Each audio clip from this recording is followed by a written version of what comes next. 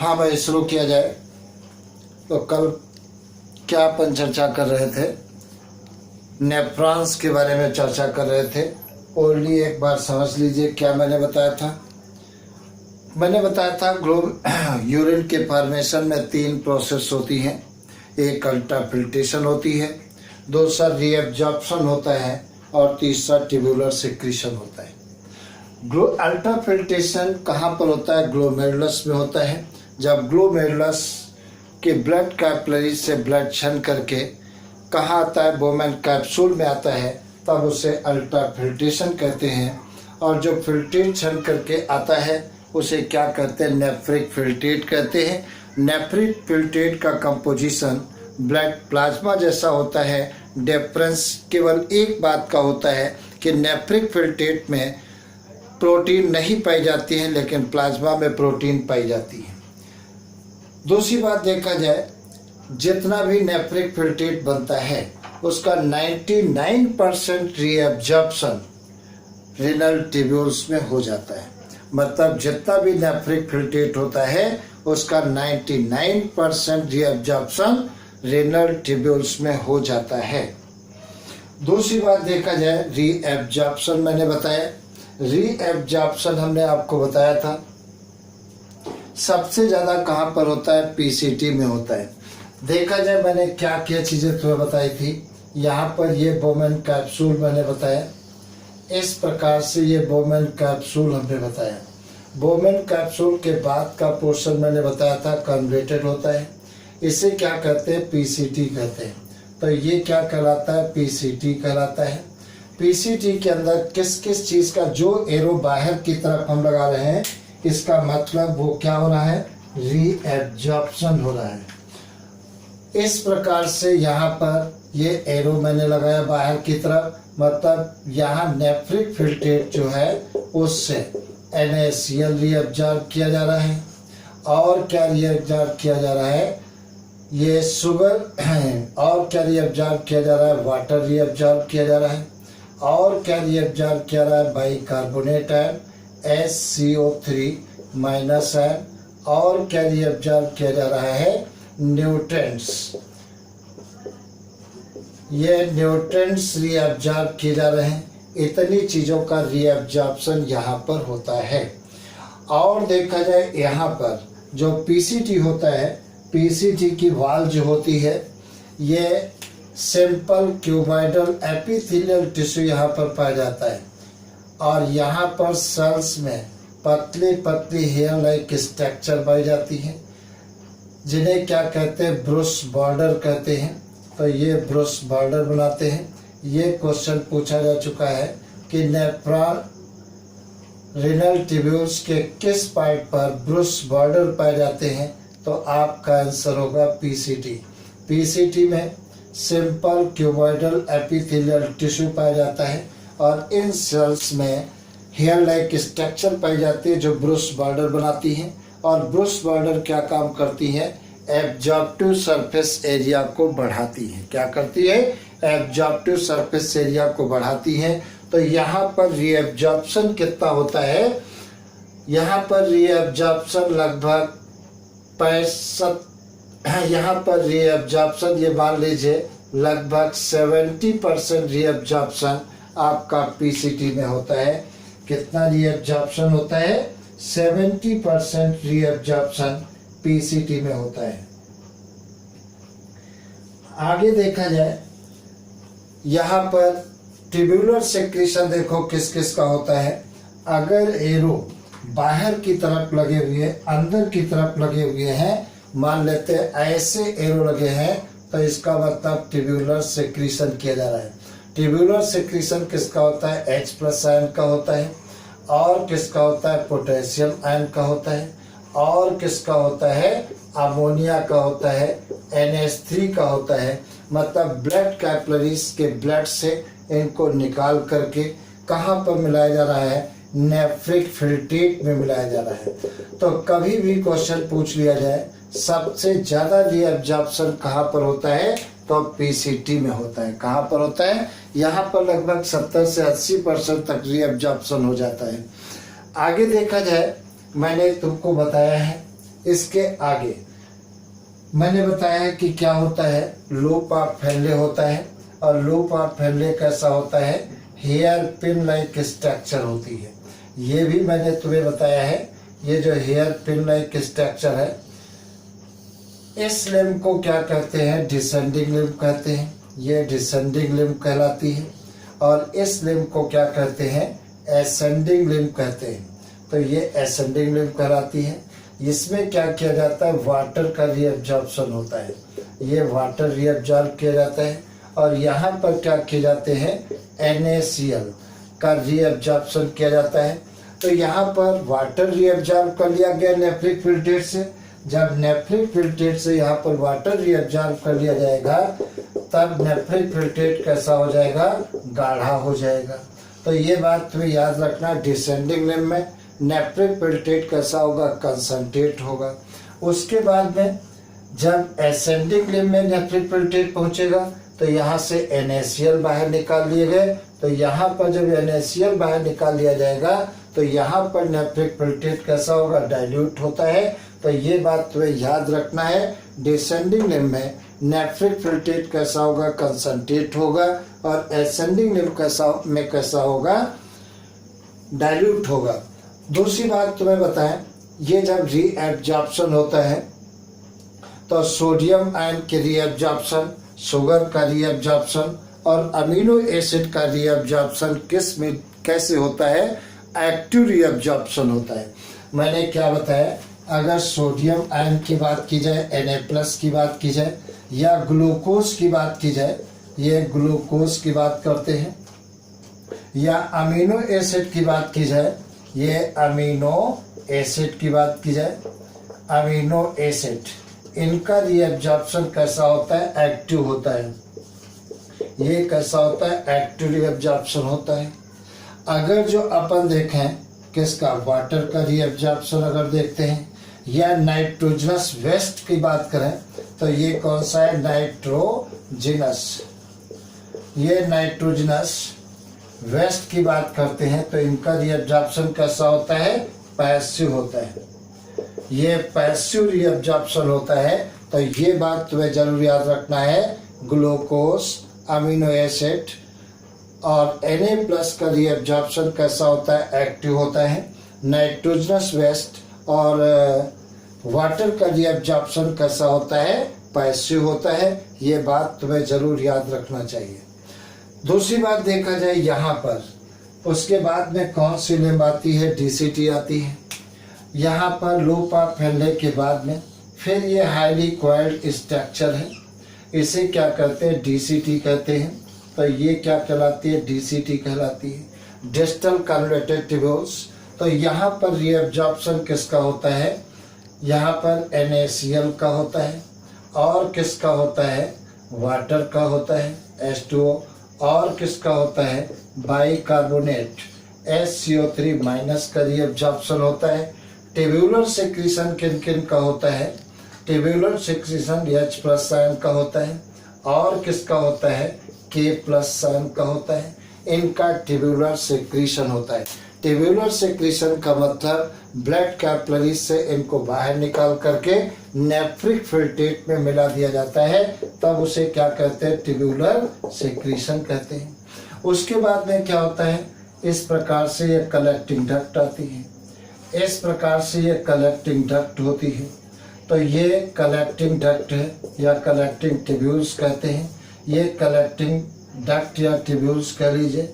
यहाँ पर वाटर का रीअब्जॉर्प्शन होता है, H2O का रीअब्जॉर्प्शन होता है।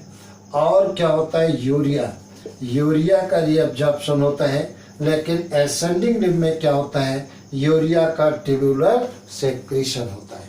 ये इतनी बातें मैंने पिछली क्लास में बताई थी, कुछ एडिशनल भी मैंने इसमें इंक्लूड किया है। उसके बाद में देखा जाए क्या होता है।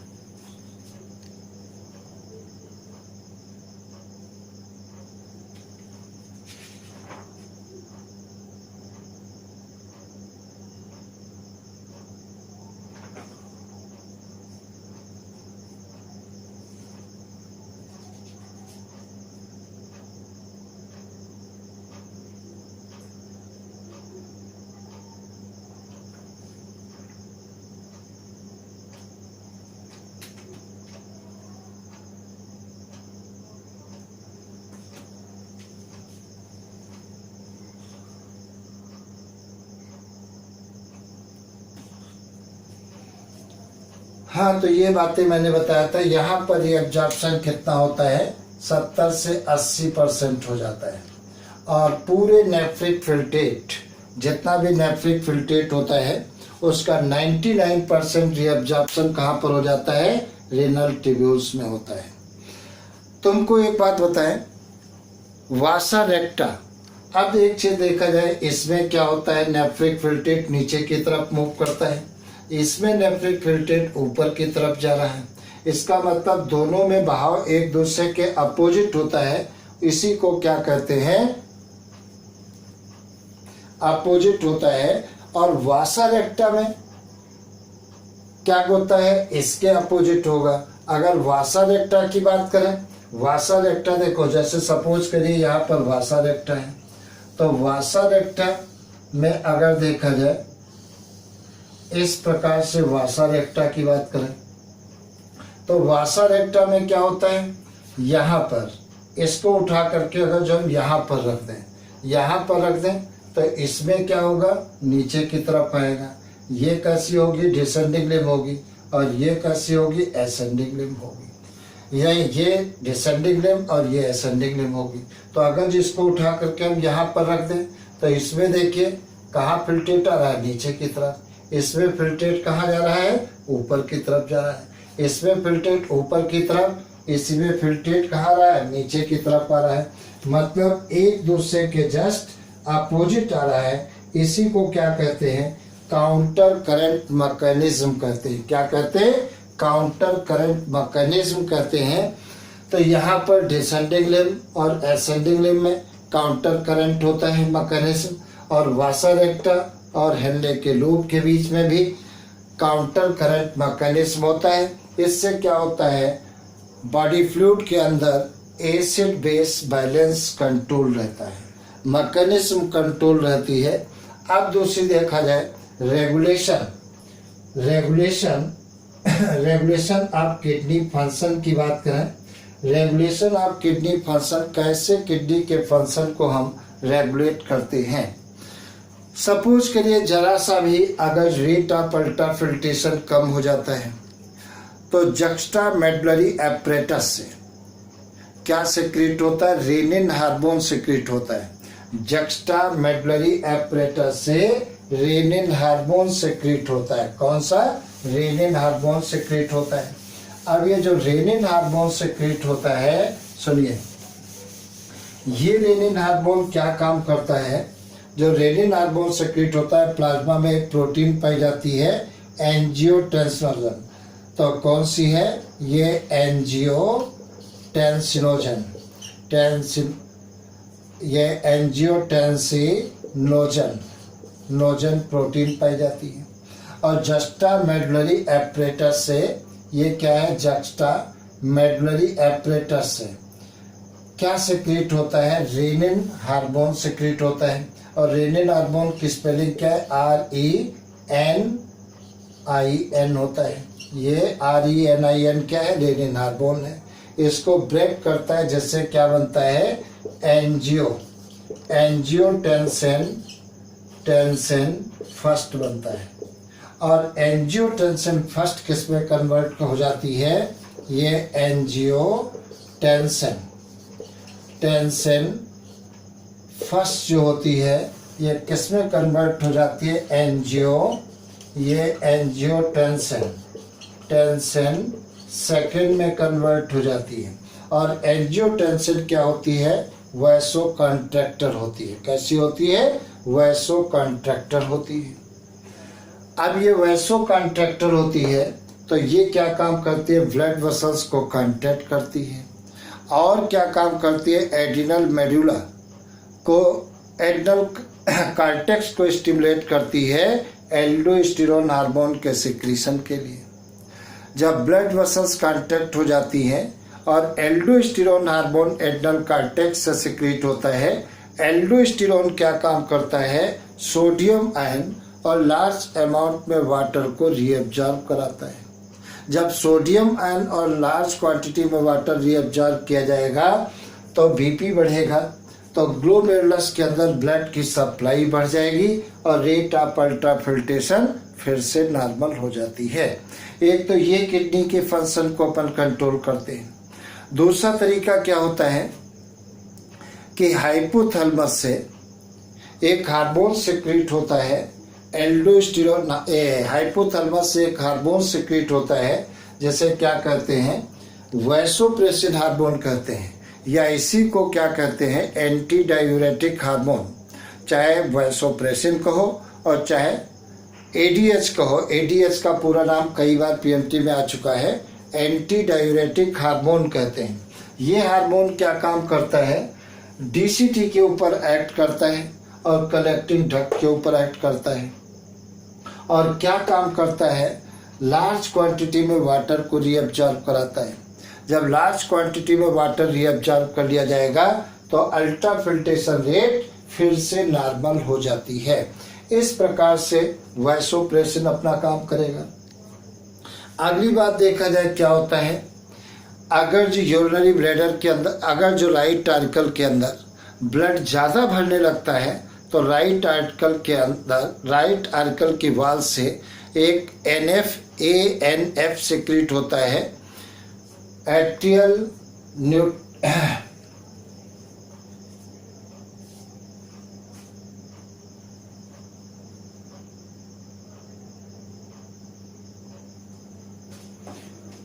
राइट आर्टिकल की वाल से एक फैक्टर सिक्रीट होता है जिसे क्या कहते हैं एट्रियल नेट्रियूरेटिक फैक्टर कहते हैं।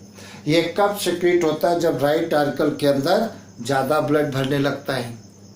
तो जब ये एएनएफ सिक्रीट होता है, ये क्या काम करता है, ब्लड वेसल्स को रिलैक्स करा देता है। तो जब ब्लड वेसल्स रिलैक्स हो जाएंगी तो बीपी क्या हो जाएगा, कम हो जाएगा और ग्लोमेरुलस के अंदर ब्लड की सप्लाई कम हो जाएगी, जैसे rate of ultra filtration normal हो जाएगी, कम कर दिया जाता है। इस प्रकार से रेट ऑफ अल्ट्रा फिल्ट्रेशन को कम या ज़्यादा करके हम किडनी के फंक्शन को कंट्रोल कर लेते हैं। तो किडनी के फंक्शन को कैसे कंट्रोल किया जाता है, एक तो मैंने बताया रेनिन हार्मोन कंट्रोल करता है और दूसरा मैंने बताया है कौन कंट्रोल करता है, एडीएच हार्मोन। एडीएच का पूरा नाम कई बार पूछा गया है, एंटी डायूरेटिक हार्मोन कहते हैं, या इसी का दूसरा नाम क्या है वैसोप्रेसिन कहते हैं।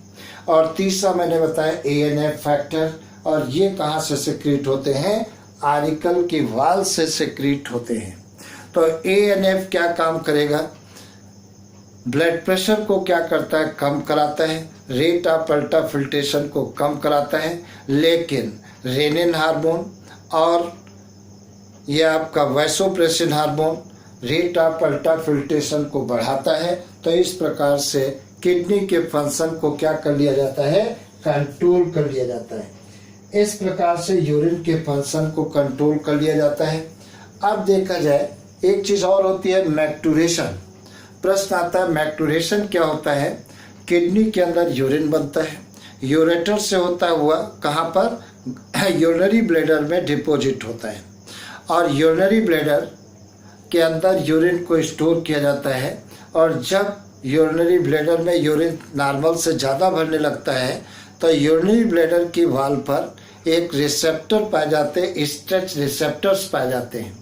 उनसे तुरंत सिग्नल इशू किए जाते हैं जो ब्रेन को भेजे जाते हैं। फिर ब्रेन से मोटर सिग्नल इशू किए जाते हैं जो क्या काम करते हैं, यूरेथ्रा के ऊपर अंतिम सिरे पर जो यूरेथ्रल इंस्पेक्टर मसल्स पाई जाती हैं उनको रिलैक्स करा दिया जाता है, जैसे यूरिनरी ब्लैडर से यूरिन को बाहर निकाल दिया जाता है। तो यूरिनरी ब्लैडर से यूरिन को बाहर निकालना क्या कहलाता है, मैक्टूरेशन कहलाता है। क्या कहलाता है, मैक्टूरेशन कहलाता है। यूरिनरी ब्लैडर से यूरिन को बाहर निकालना क्या कहलाता है, मैक्टूरेशन कहलाता है। तुमको एक बात और बताएं, अगर यूरिन का पीएच देखते हो, वैसे यूरिन पर डे 1 से 1.5 लीटर तक ह्यूमन एक्सक्रीट करता है। यूरिन का पीएच 6 होता है। एक बात और याद रखना, यूरिन का लाइट कलर किसके कारण होता है, यूरोक्रोम पिगमेंट के कारण होता है। किसके कारण होता है, यूरोक्रोम पिगमेंट के कारण होता है। इस पर क्वेश्चन कई बार आ चुका है। यूरिन का लाइट येलो कलर किसके कारण होता है, तो यूरोक्रोम के कारण होता है। दूसरी बात देखा जाए किडनी के अलावा कुछ दूसरी भी स्ट्रक्चर्स हैं, ऑर्गन्स हैं जो एक्सक्रीशन में हेल्प करती हैं। जैसे स्किन को देखा जाए, स्किन में क्या पाई जाती है? स्वेट ग्लैंड पाई जाती है। स्वेट ग्लैंड से क्या सिक्रेट होता है? स्वेट सिक्रेट होता है। स्वेट कैसा होता है? एक वाटरी फ्लूइड होता है, एक पानी जैसा फ्लूइड होता है जिसमें स्मॉल अमाउंट में यूरिया भी पाई जाती है और लैक्टिक एसिड पाया जाता है और साल्ट भी पाए जाते हैं। इनको बॉडी से बाहर निकाला जाता है। दूसरा कौन सा होता है? लीवर होता है। लीवर के अंदर तुम्हें मालूम है यूरिया का फॉर्मेशन होता है और वो यूरिया वहाँ पर बनने के बाद ब्लड में छोड़ दी जाती है, जो किडनी में फिल्टर करके बॉडी से यूरिन के द्वारा बाहर निकाल दी जाती है। और तुम्हें याद रखना है लीवर बॉडी की लार्जेस्ट ग्लैंड है, या अपन ये कहें बॉडी की लार्जेस्ट एक्सोक्राइन ग्लैंड है। तो 3 यहाँ पर क्वेश्चन बन सकते हैं। अगर क्वेश्चन पूछा जाता है बॉडी की लार्जेस्ट ग्लैंड कौन सी है, तो आपका आंसर है लीवर। अगर क्वेश्चन पूछा जाता है बॉडी की लार्जेस्ट एक्सोक्राइन ग्लैंड कौन सी है, तो आपका आंसर है लीवर। अगर क्वेश्चन पूछा जाता है बॉडी की लार्जेस्ट एंडोक्राइन ग्लैंड कौन सी है, तब आपका आंसर है थायराइड ग्लैंड होती है। लंग भी क्या करते हैं? एक्सक्रीशन में मदद करते हैं। पर डे लगभग 200 ml CO2 को लंग क्या काम करते हैं? एक्सपायरेशन के द्वारा बॉडी से बाहर निकालते हैं। एक बहुत इम्पॉर्टेंट पॉइंट है, अगर तुमसे पूछ लिया गया बताइए बोमेन कैप्सूल, PCT, DCT कहाँ पर पाया जाता है, तो ये किडनी के कार्टेक्स रीजन में पाए जाते हैं। मैंने क्या बताया? बोमेन कैप्सूल, PCT, DCT कहाँ पर पाए जाते हैं? कार्टेक्स, किडनी के कार्टेक्स रीजन में पाई जाती हैं। लेकिन लूप ऑफ फेनले और कलेक्टिंग डक्ट कहाँ पर पाए जाते हैं? ये किडनी के मेडुला रीजन में पाए जाते हैं। इन पर क्वेश्चन आ चुका है, तुम्हें ध्यान रखना है कि कौन कहाँ पर पाए जाते हैं। तो Bowman capsule, proximal converted tubules, distal converted tubules कहाँ पर मिलते हैं? किडनी के कार्टेक्स रीजन में मिलते हैं। और दूसरी बात मैंने बताया है लूप ऑफ फेनले और कलेक्टिंग डक्ट कहाँ पर पाई जाती है? किडनी के मेडुला रीजन में पाई जाती है। आगे देखा जाए क्या होता है।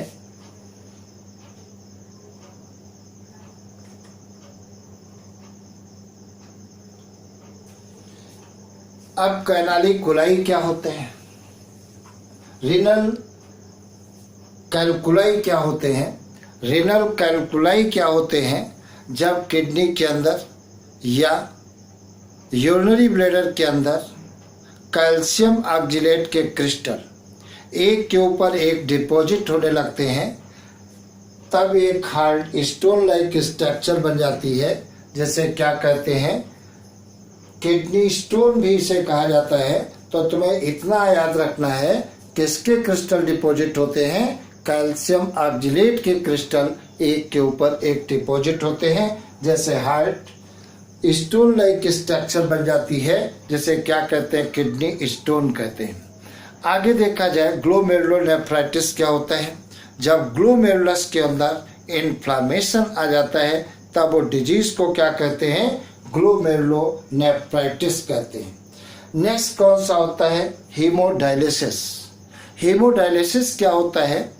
जब दोनों किडनी अपनी फेल हो जाती है, मतलब दोनों किडनी अपनी काम करना बंद कर देती है, तो ब्लड के अंदर यूरिया और अदर वेस्ट मटेरियल की क्वांटिटी बढ़ जाती है। यूरिया का ब्लड में एकत्रित होना क्या कहलाता है, या नॉर्मल से ज़्यादा होना यूरीमिया कहलाता है। तो क्वेश्चन पूछ सकते हैं यूरीमिया क्या होता है? जब किडनी अपनी काम करना बंद कर देती है, तो ब्लड के अंदर यूरिया एक्युमुलेट होने लगती है, तब उसे क्या कहते हैं? यूरीमिया कहते हैं। क्या कहेंगे? यूरीमिया कहते हैं। और इस यूरिया और वेस्ट मटेरियल को जिस इंस्ट्रूमेंट के द्वारा बॉडी से बाहर निकाला जाता है, उस प्रोसेस को क्या कहते हैं? हीमोडायलिसिस कहते हैं। और उस इंस्ट्रूमेंट को क्या कहते हैं? हीमोडायलिसिस कहते हैं। क्या कहते हैं? हीमोडायलिसिस कहते हैं। अब देखा जाए क्या होता है। एक प्लास्टिक होती है, उससे पतली पतली ट्यूब बनाई जाती है, उन ट्यूब को क्या कहते हैं, सेलोफेन ट्यूब कहते हैं। उनमें भी छोटे छोटे पोर पाए जाते हैं। और एक क्या करते हैं, एक बॉक्स लेते हैं, उसमें प्लाज्मा के कंपोजिशन का सलूशन बनाते हैं। फर्क क्या होता है, उस सलूशन में वेस्ट मटेरियल बिल्कुल नहीं होते हैं। सेलोफेन ट्यूब को उसमें डाल दिया जाता है। सेलोफेन ट्यूब का एक सिरा आर्टरी से कनेक्ट करते हैं और दूसरा सिरा वेन से कनेक्ट करते हैं, और ब्लड क्लॉट ना हो इसलिए उसमें हिपैरिन भी मिला दिया जाता है और उससे फ्लूइड से होकर के पास कराया जाता है। तो सेलोफेन ट्यूब में जो ब्लड जा रहा है वहाँ से वेस्ट मटेरियल क्या होते हैं, फिल्टर होकर के सॉल्यूशन में चले जाएंगे और सॉल्यूशन से न्यूट्रिएंट्स ब्लड में आ जाएंगे। ये प्रोसेस 3-4 घंटे तक चलती है, जैसे पूरे ब्लड के वेस्ट मटेरियल को बाहर निकाल दिया जाता है। तब इस प्रोसेस को क्या कहते हैं, हीमोडायलिसिस कहते हैं। तो अगर किडनी काम करना बंद कर देती है तो इसका एक ही तरीका है, किडनी ट्रांसप्लांट की जाए। ठीक है, तो ये तुम्हारा एक्सक्रीटरी सिस्टम आज खत्म हुआ। छोटा सा चैप्टर था। नेक्स्ट क्लास में अगला चैप्टर शुरू करेंगे।